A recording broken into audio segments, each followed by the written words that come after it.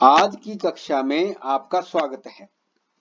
पिछली कक्षा में आपने समान पदों के व्यंजकों को जोड़ना और घटाना सीखा था।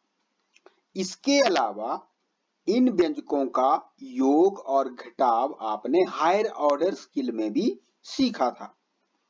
इस वीडियो में हम किसी भी व्यंजक का मान ज्ञात करेंगे जब हमें किसी भी चर का मान दिया गया हो। यह है प्रश्नावली 12.3। यदि m बराबर है 2 है तो निम्नलिखित के मान ज्ञात कीजिए। जैसे m-2 इसका मान ज्ञात करेंगे या 3m-5 इसका मान ज्ञात करेंगे। इस प्रकार ये दूसरे प्रश्न है, इन सभी को हम हल करना सीखेंगे।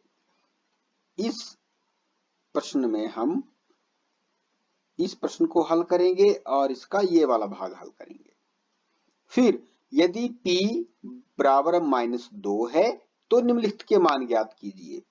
तो इस प्रश्न को भी हम इसी प्रश्न की तरह हल करेंगे।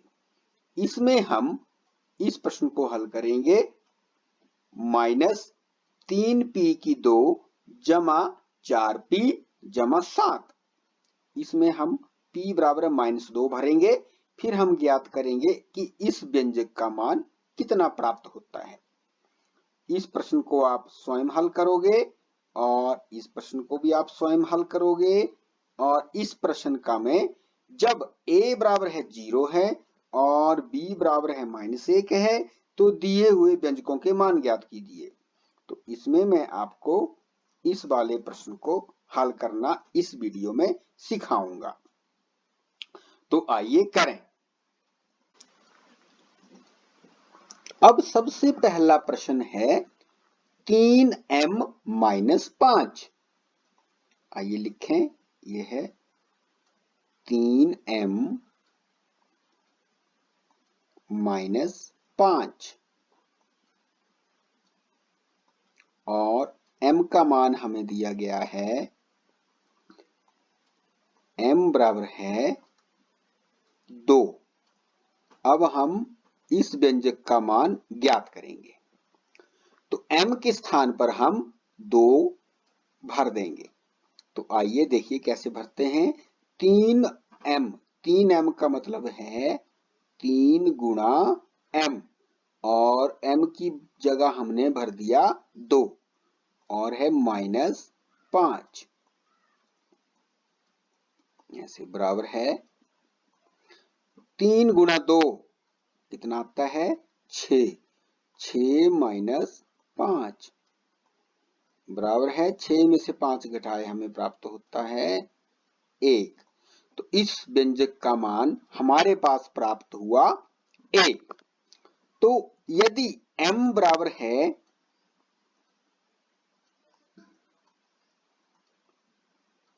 10 हो तो इस व्यंजक का क्या मान आएगा। तो आइए देखें। 3m-5 तो इसका अर्थ ये हुआ 3 इंटू m का मान हमने भर दिया 10 और -5। ये देखिए, और 3 गुणा 10 कितने प्राप्त हुए 30। तो 30 -5 कितने प्राप्त होते हैं 25। तो हमारे पास व्यंजक का मान प्राप्त होता है 25। तो इस प्रकार हम विभिन्न व्यंजकों को हल कर सकते हैं, विभिन्न व्यंजकों का मान ज्ञात कर सकते हैं जब हमें किसी भी चर का मान दिया गया हो। वो मान भरेंगे और उसको हल कर लेंगे। उसके बाद अगला प्रश्न है हमारे पास -3p की शक्ति 2। यह है प्रश्न -3p की घात 2 और जमा 4p जमा 4p जमा 7। और इसमें हमें p का मान दिया गया है -2। ये देखिए p का मान है -2, तो आइए भरें। बराबर है -3, आगे है p की 2, तो हमारे पास p का मान है -2। देखिए कितना आसान है, बिल्कुल आसान है। p की जगह हमने -2 लिख दिया और इसकी घात कितनी है 2। फिर देखिए जमा 4 और p, फिर p का मान कितना लिख देंगे -2। इसका अर्थ ये हुआ जहां जहां p लिखा है वहां वहां हम -2 लिख देंगे। आगे है जमा 7। आइए अब हम इसको हल करें। -3 इंटू, अब -2 गुणा -2, ये देखिए हम इसको साइड में कर लेते हैं।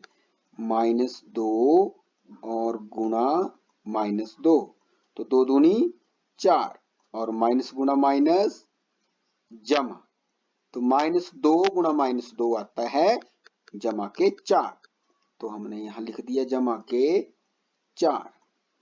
और यहां जमा और ए माइनस, जमा गुणा माइनस माइनस, 4 गुणा 2 8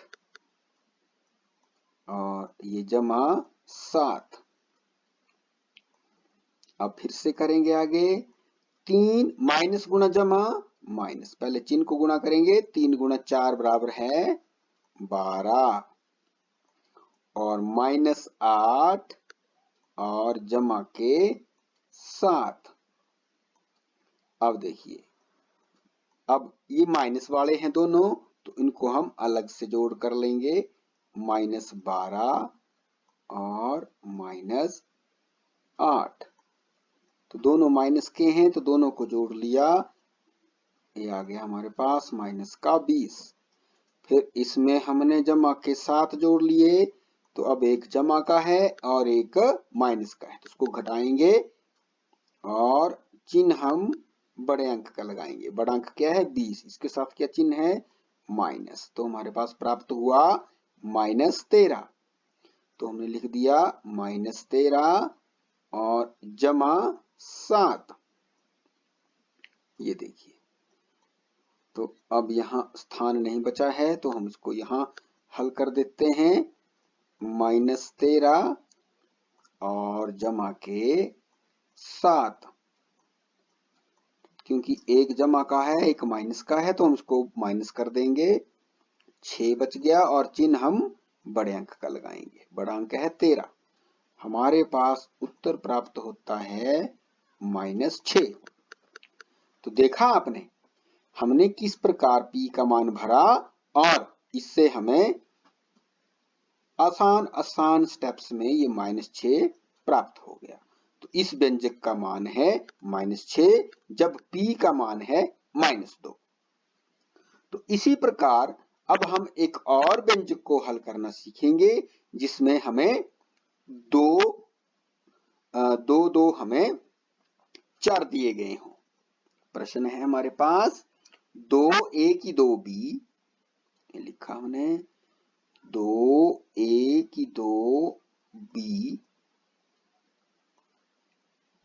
जमा 2ab की 2 जमा 2a b की शक्ति 2 और जमा ab जमा ab।